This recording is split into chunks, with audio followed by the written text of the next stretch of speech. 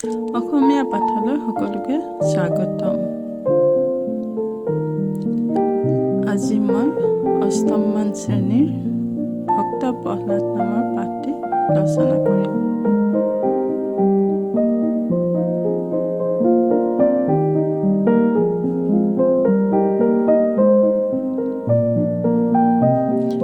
উত্তৰ দিয়া।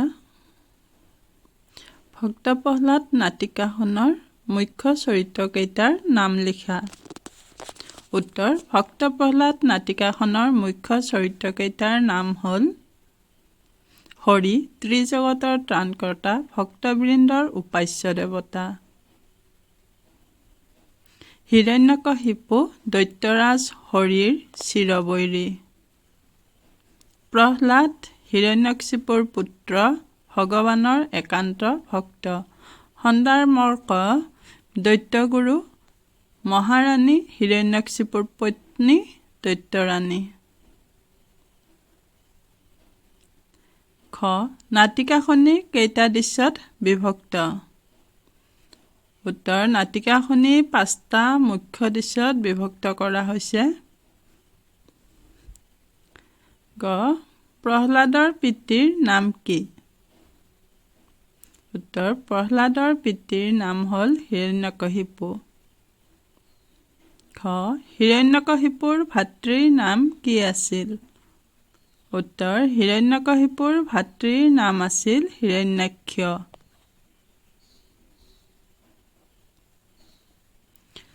প্ৰহ্লাদক অসুৰৰ শাস্ত্ৰজ্ঞান দিবলৈ কাক নিযুক্তি দিয়া হৈছিল? উত্তৰ। প্ৰহ্লাদক অসুৰৰ শাস্ত্ৰজ্ঞান দিবলৈ দৈত্যগুৰু শুক্ৰাচাৰ্যৰ পুত্ৰ সন্দ আৰু মৰ্কক নিয়োগ কৰিছিল। ত্ৰিজগতৰ পতি বুলি প্ৰহ্লাদে কাক কৈছিল? উত্তৰ। ত্ৰিজগতৰ পতি বুলি প্ৰহ্লাদে হৰি অৰ্থাৎ ভগৱান বিষ্ণুক কৈছিল। জ. স্ফটিক স্তম্ভটোৰ পৰা ওলাই অহা আধা মানুহ আধা সিংহটোৰ নাম কি আছিল? উত্তৰ। স্ফটিক স্তম্ভটোৰ পৰা ওলাই অহা আধা মানুহ আধা সিংহটোৰ নাম নৰসিংহ আছিল। জ. অসুৰৰ শাস্ত্ৰখনৰ নাম কি? উত্তৰ। অসুৰৰ শাস্ত্ৰখনৰ নাম বামানয় শাস্ত্ৰ।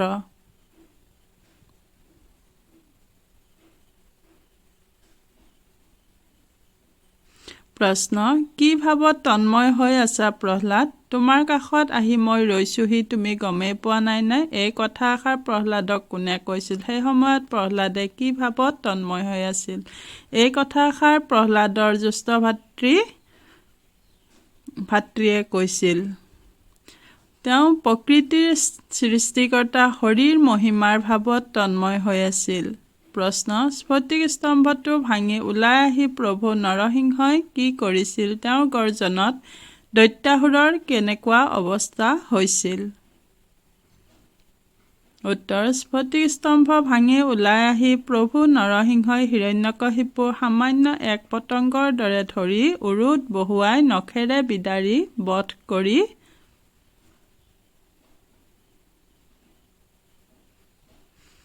কাটি পেলালে। তেওঁৰ গৰ্জনত সকলো দৈত্য ভয়ত কম্পমান হৈছিল।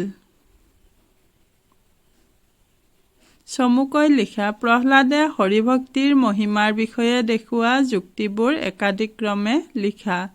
উত্তৰ। প্ৰহ্লাদে হৰিক ত্ৰিজগতৰ পতি, সৃষ্টিকৰ্তা, পালনকৰ্তা আৰু ত্ৰাণকৰ্তা বুলি কৈছে। তেওঁ কৈছে যে ৰাখে হৰি, মাৰে কোনে?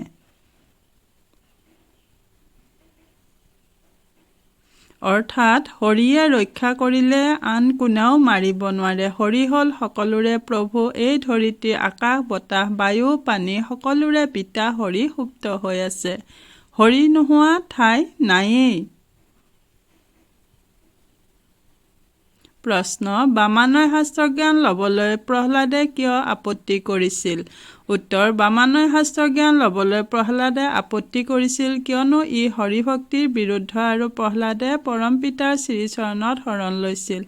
হৰিক দৈত্যবংশৰ চিৰবৈৰী বুলি হিৰণ্যকশিপুৱে কিয় কৈছিল? উত্তৰ, হৰিক দৈত্যবংশৰ চিৰবৈৰী বুলি হিৰণ্যকশিপুৱে কৈছিল কিয়নো হৰিয়ে হিৰণ্যকশিপুৰ ভায়েক হিৰণ্যাক্ষক দাঁতেৰে খুচি হত্যা কৰিছিল।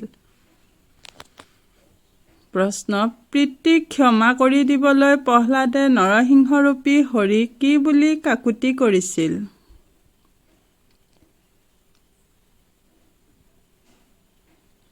উত্তৰ, পিতৃক ক্ষমা কৰি দিবলৈ প্ৰহ্লাদে নৰসিংহৰূপী হৰিক এই বুলি কাকুতি কৰিছিল যে, হে হৰি, আমাৰ সকলোকে শুভবুদ্ধি দি আপুনি আমাক ৰক্ষা কৰক, পিতৃৰ দোষ মাৰ্জনা কৰক।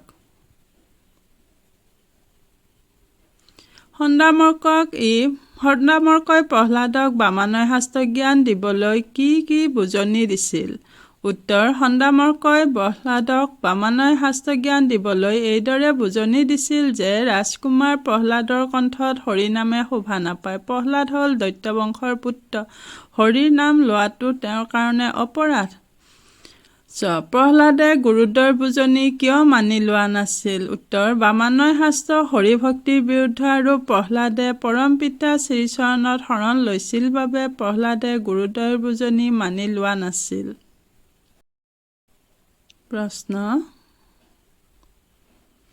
ব্যাখ্যা কৰা।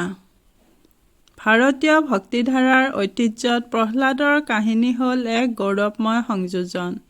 উত্তৰ, ভাৰতীয় ভক্তি সাহিত্যৰ ইতিহাসত প্ৰহ্লাদ এক উল্লেখযোগ্য নাম। নিজ পিতৃৰ কঠোৰ বাধা নিষেধক যুক্তিৰে আওকাণ কৰি প্ৰহ্লাদে সৰ্বদা সত্য আৰু ন্যায়ৰ সপক্ষে থিয় দি পৰমজনাৰ মাহাত্ম্য শ্ৰৱণ কীৰ্তন কৰিছিল। শাৰীৰিক বা মানসিক সকলো নিৰ্যাতন হেলাৰঙে মূৰ পাতি লোৱা প্ৰহ্লাদ হ'ল নিষ্ঠাৰ প্ৰতীক আৰু বিনয়ৰ প্ৰতিমূৰ্তি।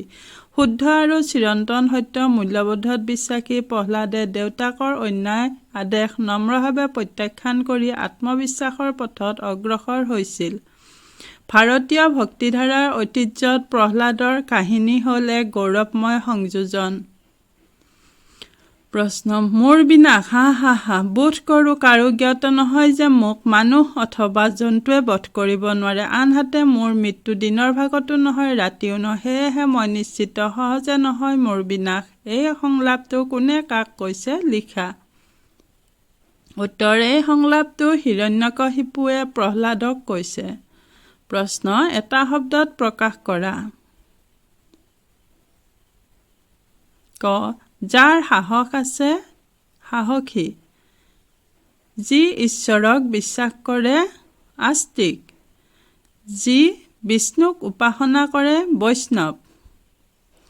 একে মাকৰ সন্তান, সহোদৰ। যি সঁচা কথা কয়, সত্যবাদী। যাক দেখা নাযায়, অদৃশ্য। প্ৰশ্ন, বাক্য ৰচনা কৰা। চিৰবৈৰী। ভগৱান বিষ্ণু দৈত্যবংশৰ চিৰবৈৰী আছিল। হিংসাদ্বেষ। দেৱতা আৰু অসুৰবিলাকৰ মাজৰ হিংসাদ্বেষ সদায় দেখা যায়। আকাশ পাতাল। আবিৰ্ভূত নৰসিংহৰ তৰ্জন গৰ্জনত আকাশ পাতাল কম্পমান হৈ উঠিছিল। গৰিমা। বিষ্ণু ভক্তিৰ গৰিমাই প্ৰহ্লাদক সকলো বিপদৰ পৰা ৰক্ষা কৰিছিল। চালে চকুৰোৱা। পদুম ফুলবোৰ ফুলাত পুখুৰীটো চালে চকুৰোৱা হৈ পৰিছে। শয়নে সপোনে। প্ৰহ্লাদে শয়নে সপোনে হৰিকে স্মৰণ কৰিছিল। চমু উত্তৰ দিয়া। সন্দামৰ্কৰ পিতৃৰ নাম কি আছিল? উত্তৰ, সন্দামৰ্কৰ পিতৃৰ নাম দৈত্যগুৰু শুক্ৰাচাৰ্য আছিল। বিষ্ণুৱে প্ৰধানকৈ কেইটা অৱতাৰ ধাৰণ কৰিছিল? উত্তৰ, বিষ্ণুৱে প্ৰধানকৈ 10টা অৱতাৰ ধাৰণ কৰিছিল। ক, বিষ্ণুৰ চতুৰ্থ অৱতাৰটো কি? উত্তৰ, বিষ্ণুৰ চতুৰ্থ অৱতাৰটো নৰসিংহ। খ, বামানয় শাস্ত্ৰ কি? উত্তৰ, বামানয় শাস্ত্ৰ বেদ বিৰুদ্ধ শাস্ত্ৰ। দৈত্যসকলৰ শাস্ত্ৰক বামানয় শাস্ত্ৰ বোলা হয়।